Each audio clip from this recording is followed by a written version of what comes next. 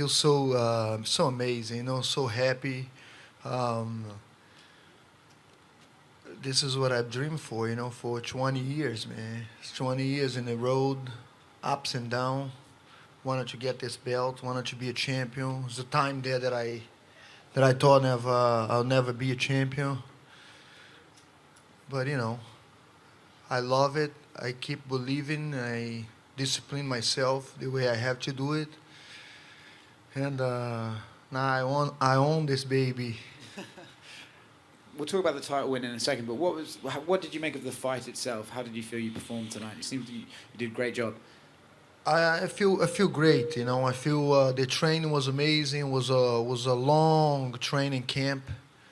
We've been working for Ian for a long time. When he fought Adesanya, we worked before that when I was a backup for the fight. I planned on Ian. We worked for that and working head movement, working the jab. My coach could tell me he's gonna jab a lot. Watch that left hook coming in, and it works out good. I was very active there. Training partners was great. I gotta thank them all. They way faster, man. We got like a 18 years old kid there, Ali Feliz. That's like his speed is unbelievable. And when I was there today, I felt I saw everything. Before the submission, you actually landed a big left hook that seemed to have him hurt. Did you know you'd hurt him when you landed that punch? Yes, of course I did. But I didn't want to rush in and walk into a punch. I want to take my time because I was moving my head good. I was rolling with the punches good, blocking good, hands up there, and I hurt him. And now I knew like he was gonna worry so much about the hands too, because he was worrying about the takedowns in the second round. And then when I hurt him, I knew he was gonna worry about the punches because he was hurt. So I take him down. I just didn't want to rush in, but of course I saw that I hurt him. You had Daniel Cormier on commentary praising you. You had Conor McGregor on Twitter praising you. What's it like to have the support of all these other fighters who wanted to see you succeed? It's amazing, you put in the work. I put so much work towards there, man. So much discipline. Like Khabib, I think, say there, a life of a fighter is pretty much a life as a prison, because you have to put yourself in that position, like,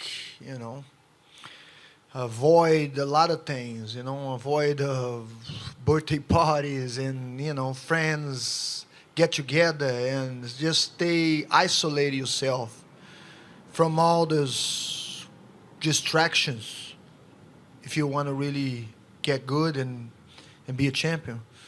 Well, you may have missed out on a few birthday parties, but, you've got a great one to celebrate tonight. I know you want to have a drink and stuff like that, so congratulations once again. Thank you very much. Over here. Have you had Jan's beer yet that he gave you? No.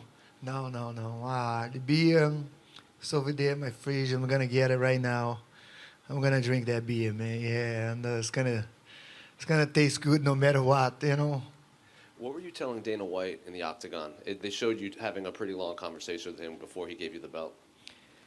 Just telling him the story in 2004, I think it was 2004, 2003. It was right after, I don't remember the time, right? It was in the second Ultimate Fighter. It was him, Forrest Griffin, and Stephen Bonner, and up in Massachusetts. They did a trials for the Ultimate Fighter. And I was there, I did the trial, and I passed everything. I passed the pad work, and they did the grappling match, and I submit the guy. And I went to the interview, and Dana liked me. He's like, "Oh, you train with Chuck Liddell, I believe it was 2004. I don't know the time, but that's when I was gonna be in UFC and the Ultimate Fighter at that time. And I got hold up because my green card, my situation, and 8 years later, man, 2012, I got to debut, and 10 years later, I got this belt. It's a long road, man. It's a long journey. Have you been able to speak with anybody back home? It's still relatively early over in the United States. Have you been able to speak with Chuck or any of your teammates back in Danbury or anything? No, I've been doing a lot of interviews. Life as a champion, right? Yeah, it's pretty good. John Anik said they should throw a parade for you in Danbury when you go back so you can show off your titles to the rest of the townspeople there. Is that something you would like, having a parade for you? Yeah, man, let's do it. You know, the mayor. I had a live with the mayor in the pandemic. We talk about we talk about how people should stay home and stuff. And he say he's gonna throw a. Say you bring that belt and we drive around with you in a fireman car. You know, so I'm looking forward to it. And I know you said you wanted some time off, especially after this long road to the title, but it seems pretty clear that your next opponent, your first defense, is going to be Jerry Prohaska. He was in attendance this week. He was similar to you when you weighed in as a backup for Jan and Israel. So what do you make of him as a future opponent? He's he's a very tough guy, man. He's very awkward, but a very good guy. It's a different story. I don't. But definitely a tough opponent ahead. He's all tough opponents there. But definitely looking forward to fight him. But right now I'm really looking forward to drink that beer that Jan gave me and enjoy some time off. Glover, congratulations. You said inside the octagon, just keep breaking the rules. Do you know how much longer do you think you will keep breaking the rules, and what's the drive like now you're sitting beside the belt? I don't know, man. I think I'm going to make that decision in the gym someday when I don't want to do this anymore. I know it's very hard. My wife knows how hard we work, She knows, the time, trying to sleep and, forcing myself to sleep. Stay in the bed, 14 hours sometimes just to rest my body, to take some sleep, and but people, it's people might think oh, that's kind of nice. Stay in bed 14 hours. It's not nice. I do not like to do that. I don't like to stay in bed. The body hurts, and it's just you have to stay there and force yourself to sleep, force yourself to rest.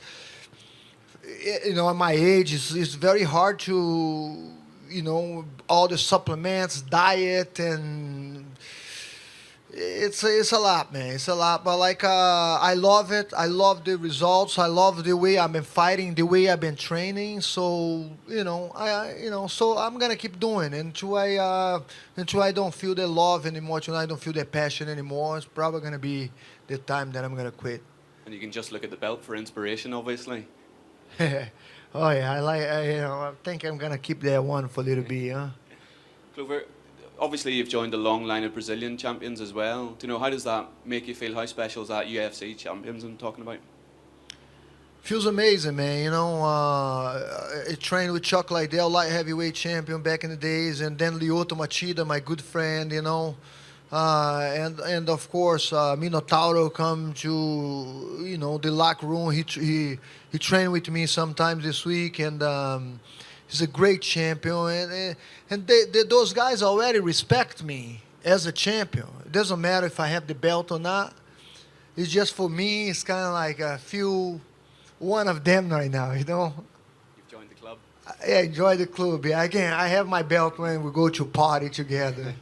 Glover, just lastly from me, you've spoken this week about the Hollywood movie. It's maybe not the ending yet. You've still got a lot to go, but it's a nice new chapter, isn't it? Oh man, it's amazing. Yeah.